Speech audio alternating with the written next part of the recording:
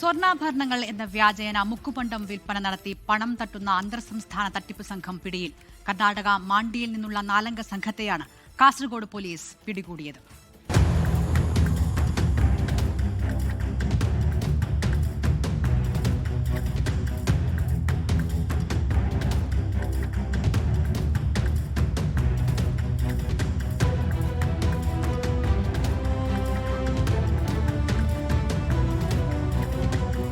കർണാടക മാണ്ഡ്യ സ്വദേശികളായ അർജുൻ സോളങ്കി, ഗണേഷ് സോളങ്കി, ഹരിലാൽ, ജീവൻലാൽ എന്നിവരാണ് പോലീസിന്റെ പിടിയിലായത്.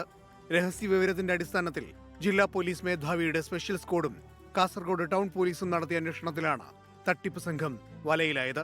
സ്വർണ്ണാഭരണങ്ങൾ വിൽക്കാനുണ്ടെന്ന് പറഞ്ഞ് ആവശ്യക്കാരെ കണ്ടെത്തി മുക്കുപണ്ടം നൽകി പണം തട്ടിയെടുക്കുന്നതാണ് ഇവരുടെ രീതി. സംഘത്തിന്റെ കയ്യിൽ നിന്നും കോപ്പറും കാഡ്മിയവും ഉപയോഗിച്ച് നിർമ്മിച്ച 6.25 കിലോയുടെ ആഭരണങ്ങളും 7 ഗ്രാം സ്വർണവും കണ്ടെത്തി. 250ഓളം മാലകളാണ് പിടിച്ചെടുത്തത്.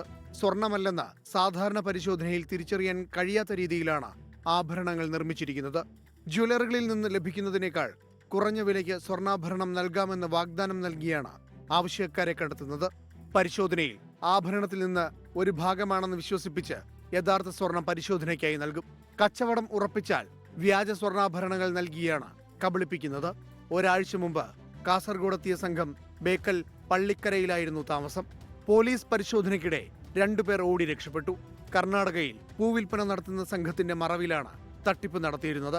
ആഭരണങ്ങൾ വിൽപ്പന നടത്തുന്നുണ്ടെന്ന പേരിൽ ജില്ലയിലെ ചില ജ്വല്ലറികളിലും പ്രതികൾ എത്തിയിരുന്നതായി വിവരമുണ്ട്.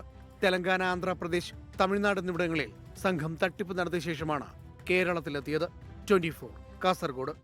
ലോകത്തെവിടെയായാലും ഏത് സമയത്തും 24 വാർത്തകളും ഓഗ്മെന്റഡ് റിയാലിറ്റി പാക്കേജുകളും എക്സ്പ്ലെയിനറുകളും വിശദമായി കാണാൻ ഞങ്ങളുടെ യൂട്യൂബ് ചാനൽ നിങ്ങൾക്ക് സബ്സ്ക്രൈബ് ചെയ്യാം.